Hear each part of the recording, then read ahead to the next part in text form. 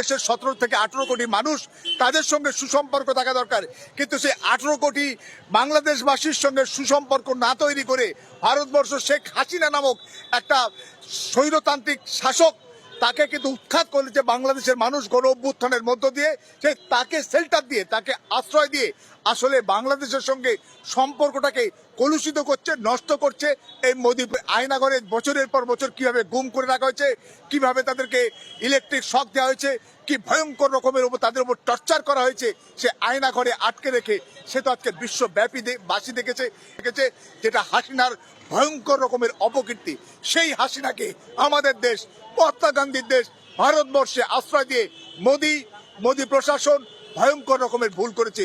অবিলম্বে ভুল খণ্ডন করে বা আমাদেরকে হাসিনাকে অবিলম্বে ভারত থেকে বের করে দেওয়া দরকার। তুই বাবা যেখানে পারিস যা, তো দায় এবং দায়িত্ব আমরা নেব না। আমরা 17-18 কোটি বাংলাদেশি, আমাদের প্রতিবেশী রাষ্ট্র, তাদের সঙ্গে সুসম্পর্ক আমাদের বর্তমান। তোমাকে এই মোদী হাসিনার মতো একটা কিটকে জায়গা দিতে গিয়ে বাংলাদেশের 18 কোটি মানুষের আমরা বিরাগ অভিযুক্ত বা প্রধান অভিযুক্ত শেখ হাসিনা, তাকেও কিন্তু বহু চার্জশিটে, প্রায় শতাধিক চার্জশিটে কেসে হাসিনা প্রধান অভিযুক্ত। ফলে সেই হাসিনাকে প্রত্যর্পণের জন্য, সেই হাসিনাকে মানে বাংলাদেশ সরকারের কাছে ফেরত দেওয়ার জন্য ইতিমধ্যে বাংলাদেশ সরকার ইন্টারপোলেরও সাহায্য নিয়েছে। কিন্তু আজকে ভারতবর্ষ একটা অনেক বড় রাষ্ট্র, কিন্তু তারা যদি না চায় তাহলে কিন্তু একটা মানে কূটনৈতিক একটা অস্থিরতা, একটা জটিলতা তৈরি হয়েছে এবং তৈরি হচ্ছে। কিন্তু সামগ্রিকভাবে আমরা বিশ্বাস করি শান্তিকামী মানুষ হিসাবে যে প্রতিবেশী রাষ্ট্রের সঙ্গে একটা সুসম্পর্ক বজায় রাখার জন্য হাসিনা নামক একজন স্বৈরতান্ত্রিক নেত্রীকে ভারতবর্ষে মতো একটা শান্তিকামী দেশের আশ্রয় পাওয়া বা তাকে আশ্রয় দেওয়া কোনোভাবেই উচিত নয়। তাকে ফেরত দেওয়া উচিত। সে বাংলাদেশে যদি প্রত্যর্পণ করতে না পারে অন্তত বলে দেওয়া উচিত, তোমাকে আমরা আমাদের দেশে রাখবো না, তুমি যেখানে পারে যাও। আমেরিকা, ব্রিটেন সেখানেও যাওয়ার চেষ্টা করেছিল হাসিনা, তারা কিন্তু রাজি হয়নি তাদের দেশে ঢুকতে দিতে বা আশ্রয় দিতে শেখ হাসিনাকে। কিন্তু ভারতবর্ষ সেই হাসিনাকে আজকের আশ্রয় দিয়ে কিন্তু আজকের প্রতিবেশী দেশের প্রতি সাধারণ নাগরিকদের বিরাগ ভাজন হয়েছে এবং তারা কিন্তু আজকের আমাদের দেশকে আজকে শত্রু বিবেচনা করছে। দেখুন, এর তো কাজই হচ্ছে আমেরিকায় ঘুরে বেড়ানো, দেশ বিদেশে ঘুরে বেড়ানোই কাজ। দেশকে কতটুকু এগোতে পেরেছে, এগিয়ে নিয়ে যেতে পেরেছে। আমেরিকা থেকে ঘুরে আসছে, আর তার যেদিনকে শনিবার তিনি বাড়ি মানে কলকাতায় দেশে ফিরেছেন, ভারতবর্ষে ফিরেছেন, আর সেই শনিবারই একেবারে ট্রাম্প হাতে পায়ে ভারতীয়দের শিকল বেঁধে অমৃতসরে ফেলে দিয়ে যাচ্ছে আমেরিকার মার্কিন বিমান এসে, যে তোমরা নাকি অবৈধ অভিবাসী, তোমাদের আমেরিকায় থাকার কোনো জায়গা নেই। তাহলে ট্রাম্পের কাছে দেখা করলো, মানে তার সঙ্গে মোলাকাত করলো, সাক্ষাৎ করলো, কি কথা বললো, কি আলোচনা করলো, যে না আমার দেশের মানুষদেরকে অন্যায় এবং অবৈধভাবে তুমি হাতে পায়ে শিকল বেঁধে চূড়ান্তভাবে মানবাধিকার লঙ্ঘন করে তুমি এইভাবে ফেরত পাঠাতে পারো না। তোমার সঙ্গে আমি আলোচনা করতে এসেছি, আমার নাগরিকদেরকে তুমি এইভাবে তুমি মানে হয়রান করতে পারো না। এটাই তো আলোচনার বিষয় হওয়া চলছিল, এটাই তো প্রয়োজন ছিল। কিন্তু কোথায় সে আলোচনা? কোথায় নাকি বাংলাদেশে কি হয়েছে সেই নিয়ে নাকি ট্রাম্পের সঙ্গে আলোচনা করছে। ননসেন্স! সালা নিজের ঘর পুড়ছে, নিজের দেশের নাগরিকদেরকে হাতে পায়ে শিকল বেঁধে ট্রাম্প প্রশাসন ভারতবর্ষে অমৃতসরে বিমানবন্দরে ফেলে দিয়ে যাচ্ছে, সে নিয়ে আলোচনা নেই। বাংলাদেশে কি হয়েছে না হয়েছে একটা স্বাধীন সার্বভৌম রাষ্ট্র, তাদের আভ্যন্তরীণ ব্যাপার, তারা যথেষ্ট আছে। সেখানে ট্রাম্প প্রশাসন কিছু বলতে হলে তারা তার সঙ্গে আলোচনা করতে পারে, কথা বলতে পারে, দ্বিপাক্ষিক আলোচনা যে কোনো পর্যায়ে হতে পারে। ভারত মোদিও আজকে বাংলাদেশের সঙ্গে ইউনূস সরকারের সঙ্গে কথা বলতে পারে। কিন্তু সেখানে আজকের ভারতীয়দের ওপরে একটা অন্যায় এবং অত্যাচার চলছে, অবৈধ অভিবাসী বলে হাতে পায়ে শিকল বেঁধে দেশে ফেরত পাঠাচ্ছে, সে নিয়ে আলোচনা নেই। ফলে আজকের মোদির এই আমেরিকা সফর ফ্লপ সফর, একটা মানে কোনো রকমভাবে যে আজকে তাকে পাত্তাই দেয় না বলে মনে হয়। এই নিজে বিশ্বগুরু বলে নিজেদেরকে দাবি করে। আসলে আমরা দেখেছি কিছু ফ্রান্সের প্রেসিডেন্ট সবার সঙ্গে হ্যান্ডশেক করছে, মোদি হাত বাড়াতে যাচ্ছে, উঠে দাঁড়াচ্ছে, মোদির দিকে সে ফিরেই তাকাচ্ছে না। ফলে সামগ্রিকভাবে মোদি এই যে আজকের ভারতবর্ষে একটা সাম্প্রদায়িক অস্থিরতা, সাম্প্রদায়িক উত্তেজনা এবং মেরুকরণের মাধ্যমে আজকের ক্ষমতা দখল করেছে।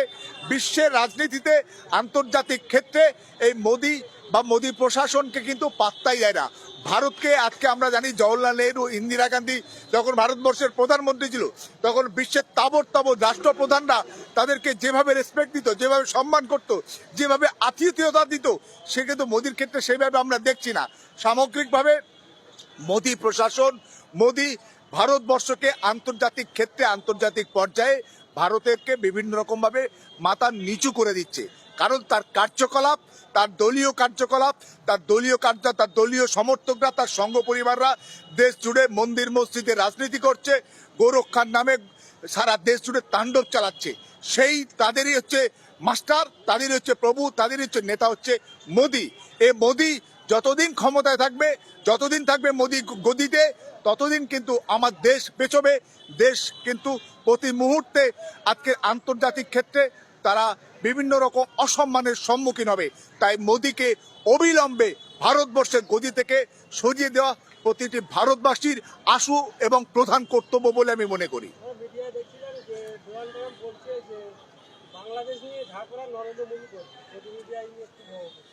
আরে নরেন্দ্র মোদী কি করবে? তার মানে কি ট্রাম্প কিছু করবে না, তাহলে নরেন্দ্র মোদী করবে? নরেন্দ্র মোদী কি করবে সেটা নরেন্দ্র মোদীর ব্যাপার, আর কিভাবে সেটা বাংলাদেশের যে প্রশাসন আছে তারা কিভাবে দেখবে সেটা ব্যাপার। তবে আমরা মনে করি প্রত্যেকটা দেশের একটা স্বাধীন সার্বভৌম দেশ, তাদের নিজস্ব এজেন্ডা আছে, নিজস্ব কর্মসূচি আছে, নিজস্ব লক্ষ্য আছে, তারা সেইভাবে চলছে। ফলে আমরা মনে করি প্রতিবেশী রাষ্ট্র বাংলাদেশ, তাদের সঙ্গে ভারতবর্ষের সুসম্পর্ক থাকা দরকার, সুসম্পর্ক রাখা দরকার। কেন একটা প্রতিবেশী দেশ এবং এত বড় প্রতিবেশী, এত বড় সীমানা রয়েছে, হ্যাঁ, সেইখানে আজকে তাদের সঙ্গে সুসম্পর্ক থাকা দরকার। বাংলাদেশের 17 থেকে 18 কোটি মানুষ, তাদের সঙ্গে সুসম্পর্ক থাকা দরকার। কিন্তু সেই 18 কোটি বাংলাদেশবাসীর সঙ্গে সুসম্পর্ক না তৈরি করে ভারতবর্ষ শেখ হাসিনা নামক একটা স্বৈরতান্ত্রিক শাসক, তাকে কিন্তু উৎখাত করেছে বাংলাদেশের মানুষ গণ অভ্যুত্থানের মধ্য দিয়ে। সে তাকে শেল্টার দিয়ে, তাকে আশ্রয় দিয়ে আসলে বাংলাদেশের সঙ্গে সম্পর্কটাকে কলুষিত করছে, নষ্ট করছে এই মোদী প্রশাসন। হ্যাঁ, সে তো আয়না ঘরের দৃশ্য সারা বিশ্বব্যাপী বাসী দেখেছে। সেখানে বহু প্রতিবাদী যারা যারা এই হাসিনা প্রশাসনের স্বৈরাচারের বিরুদ্ধে তারা কথা বলেছিল, আওয়াজ তুলেছিল, তাদেরকে ওই আয়নাঘরে বছরের পর বছর কিভাবে গুম করে রাখা হয়েছে, কিভাবে তাদেরকে ইলেকট্রিক শক দেওয়া হয়েছে, কি ভয়ঙ্কর রকমের উপর তাদের উপর টর্চার করা হয়েছে সে আয়নাঘরে আটকে রেখে, সে তো আজকে বিশ্বব্যাপী বাসী দেখেছে। এবং সেখানে বাংলাদেশের যিনি তত্ত্বাবধায়ক সরকারের প্রধান মোহাম্মদ ইউনূস এবং তার মন্ত্রিসভার বিভিন্ন সদস্যদেরকে নিয়ে সে আয়নাঘর পরিদর্শন করেছে এবং সেখানে বিশ্ব সাংবাদিকদেরকেও নিয়েছে। বিশ্বের বিভিন্ন সংবাদ মাধ্যম সাংবাদিকরা সেখানে ঢুকে দেখেছে যে সেখানে কিভাবে আয়না ঘরে সেখানে সমস্ত রকম টর্চার সেল করা হয়েছিল, কিভাবে বিরোধীদেরকে ওই সমস্ত জায়গায় আটকে রেখে দিনের পর দিন তাদেরকে ওখানে বহু মানুষকে খুন করা হয়েছে, গুম করা হয়েছে, বহু মানুষকে ভয়ঙ্কর রকমের বহু আলেম তাদেরকেও ওখানে অত্যাচার করা হয়েছে। সেই আয়নাঘর বিশ্বব্যাপী বাসী দেখেছে, যেটা হাসিনার ভয়ঙ্কর রকমের অপকীর্তি। সেই হাসিনাকে আমাদের দেশ, মহাত্মা গান্ধীর দেশ ভারতবর্ষে আশ্রয় দিয়ে মোদী প্রশাসন ভয়ঙ্কর রকমের ভুল করেছে। অবিলম্বে ভুল খণ্ডন করে বা আমাদেরকে হাসিনাকে অবিলম্বে ভারত থেকে বের করে দেওয়া দরকার। তুই বাবা যেখানে পারিস যা, তো দায় এবং দায়িত্ব আমরা নেব না। আমরা 17-18 কোটি বাংলাদেশি, আমাদের প্রতিবেশী রাষ্ট্র, তাদের সঙ্গে সুসম্পর্ক আমাদের বর্তমান। তোমাকে এই মোদী হাসিনার মতো একটা কিটকে জায়গা দিতে গিয়ে বাংলাদেশের 18 কোটি মানুষের আমরা বিরাগ ভাজন হওয়ার কোনো মানে হয় না।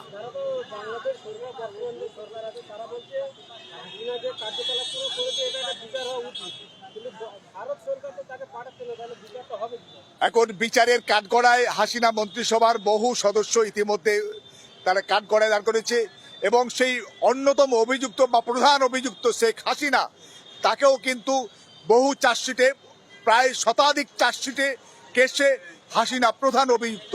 ফলে সেই হাসিনাকে প্রত্যর্পণের জন্য, সেই হাসিনাকে মানে বাংলাদেশ সরকারের কাছে ফেরত দেওয়ার জন্য ইতিমধ্যে বাংলাদেশ সরকার ইন্টারপোলেরও সাহায্য নিয়েছে। কিন্তু আজকে ভারতবর্ষ একটা অনেক বড় রাষ্ট্র, কিন্তু তারা যদি না চায় তাহলে কিন্তু একটা মানে কূটনৈতিক একটা অস্থিরতা, একটা জটিলতা তৈরি হয়েছে এবং তৈরি হচ্ছে। কিন্তু সামগ্রিকভাবে আমরা বিশ্বাস করি শান্তিকামী মানুষ হিসাবে যে প্রতিবেশী রাষ্ট্রের সঙ্গে একটা সুসম্পর্ক বজায় রাখার জন্য হাসিনা নামক একজন স্বৈরতান্ত্রিক নেত্রীকে ভারতবর্ষে মতো একটা শান্তিকামী দেশের আশ্রয় পাওয়া বা তাকে আশ্রয় দেওয়া কোনোভাবেই উচিত নয়। তাকে ফেরত দেওয়া উচিত।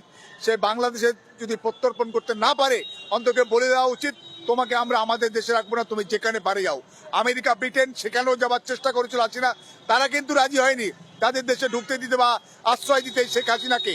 কিন্তু ভারতবর্ষ সেই হাসিনাকে আজকের আশ্রয় দিয়ে কিন্তু আজকের প্রতিবেশী দেশের প্রতি সাধারণ নাগরিকদের বিরাগ ভাজন হয়েছে এবং তারা কিন্তু আজকের আমাদের দেশকে আজকে শত্রু বিবেচনা করছে।